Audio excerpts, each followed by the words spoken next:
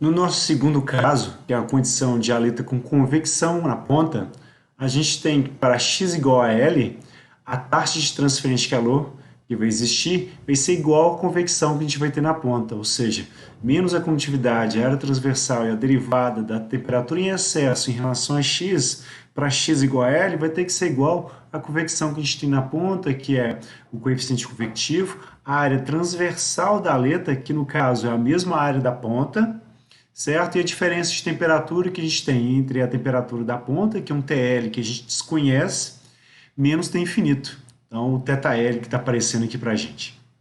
Tudo bem?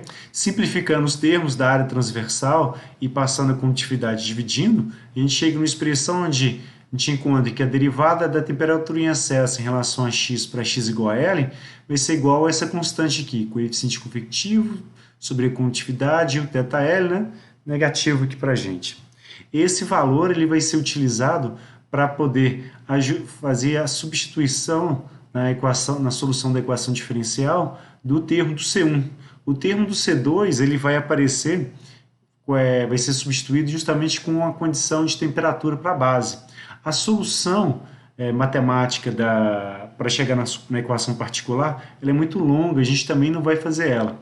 A solução já está descrita aqui para a gente, ela toma esse formato aqui, ó, onde o θB para a gente vai ser o cosseno hiperbólico de m que multiplica o comprimento menos a posição x, mais o coeficiente convectivo sobre mk, vezes o seno hiperbólico de m que multiplica L menos x, certo? E no denominador a gente tem lá um cosseno hiperbólico de ml mais o h sobre mk vezes o seno de ml do mesmo jeito. Essa distribuição ela é exponencial e ela é muito parecida com a distribuição que a gente tinha para a aleta de, como é que fala? Com a ponta diabática, certo? Ou a aleta infinita, perdão. Nesse caso, a temperatura ela vai saindo de um θB e vai decrescendo até uma temperatura que a gente não conhece na ponta, mas a gente sabe que a transferência de calor por convecção na ponta é igual a de convecção. Tudo bem? Para a gente achar a taxa de transferência de calor, o processo é o mesmo que a gente fez para a aleta infinita. É basicamente igualar a taxa de transferência de calor na aleta pela taxa de transferência de calor por condução que a gente tem na base da aleta. Ao fazer isso, a gente deriva a expressão θx em função de x, substitui para todos os valores de x o valor zero, tudo bem? E a gente chega numa expressão que seria o seno hiperbólico de ml mais o coeficiente convectivo sobre mk, o cosseno hiperbólico de ml, o denominador não mudou, certo? Mas como aparece como é que fala? Na derivada aparecem as constantes mzinho, que estão aparecendo aqui para a gente, quando elas saem e se juntam menos a condutividade e a área transversal, elas vão acabar formando, junto com o θB, esse mzão aqui, ó, certo? Vocês lembram do caso da aleta muito longa, esse mzão é justamente a taxa de transferência de calor para uma aleta do tipo infinita, certo? Ou seja, esse coeficiente inteiro aqui, ó, ele é basicamente uma fração da taxa de transferência de calor representado por uma aleta infinita. No nosso terceiro caso, a gente tem uma aleta com ponta diabática.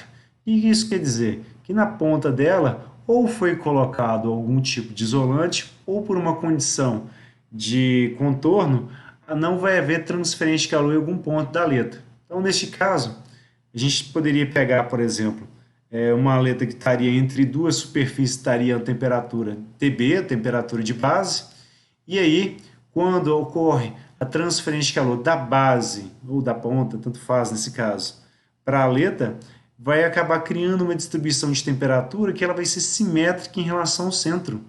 Então, é como se a nossa aleta ela tivesse duas aletas com isolante na ponta associadas entre si. Porque nesse ponto de mínimo aqui que a gente encontra para a função, a gente tem uma derivada de temperatura igual a zero. Isso vai querer dizer que nesse ponto a taxa de transferência de calor para a gente vai ser zero. E é isso que a gente vai trabalhar. Para x igual a L, a taxa de transferência de calor por convecção seria zero, né? Como se tivesse uma isolante aqui na ponta da aleta. Então, a gente teria menos a condutividade vezes a área transversal, que multiplica a derivada da temperatura em excesso em relação a x para x igual a L igual a zero. E se a gente passa a condutividade transversal para cá dividindo, a gente chega numa expressão bem mais simples, né? Que a gente vai utilizar para substituir no termo do C1 na solução da equação diferencial. Como o termo do C2 a gente vai substituir em função da temperatura na base da letra, a expressão da temperatura para a gente, depois de alguma matemática, nós não vamos entrar nela, ela basicamente chega para a gente em seno uma temperatura da base, que é o θB, que vai multiplicar o cosseno hiperbólico de m, que multiplica L, que é o comprimento total da letra, menos x, sobre o cosseno hiperbólico de m vezes L. Se a gente quiser achar a taxa de transferência de calor que a gente vai ter para a letra, a gente faz o mesmo processo. A gente acha a taxa de transferência de calor por condução que vai existir na base da letra e, e substitui para as posições, depois de derivar, substitui nas posições de x o x igual a zero e chega numa expressão onde, neste caso aqui, teríamos, por exemplo, o L cancelando, porque ele seria uma constante, a derivada de x para a gente, ela vai ser um valor unitário, certo? Só que a gente tem a expressão do cosseno hiperbólico. No cosseno hiperbólico, ele é E elevado a x mais E elevado a menos x sobre 2. Então, quando a gente faz a derivada, esse termo do m, ele acaba vindo para o lado, acaba saindo dentro desse colchete e juntando com menos a condutividade, a área transversal da expressão da condução, a gente chega numa expressão onde a taxa de transferência de calor numa letra de ponta diabática, ela vai ser o mzão, que é a taxa de transferência de calor numa letra infinita, vezes a tangente hiperbólica de m vezes L. Tudo bem? No quarto caso, para a gente, finalmente a gente vai conhecer a temperatura na ponta da letra. Então, para x igual a L, a gente vai ter uma temperatura que vai ser um TL e que vai ser utilizado para a gente formar o θL, que é a temperatura em excesso para a ponta da letra. Usando o θL para a ponta da letra e o θB para a base da letra, substituindo as condições de contorno, a gente chega numa expressão que vai ter esse formato aqui, ó. Um θL seno hiperbólico de mx, mais um θB seno hiperbólico de m, que multiplica L menos x sobre o seno hiperbólico de mx, certo? Então, também uma distribuição exponencial para a gente, que caso a gente queira obter a taxa de transferência de calor, a gente basicamente deriva, usa a expressão da condução para a base da letra, derivando a expressão de θ em relação a x e substituindo o valor de x para zero. Isso faz com que os valores m que aparecem aqui no numerador, eles venham para fora e a gente chega numa expressão onde menos condutividade e área transversal combinados junto com o mzinho, eles vão formar o mzão e vai estar multiplicando o cosseno hiperbólico do m vezes L menos a razão entre θL e θB sobre o seno hiperbólico de ml.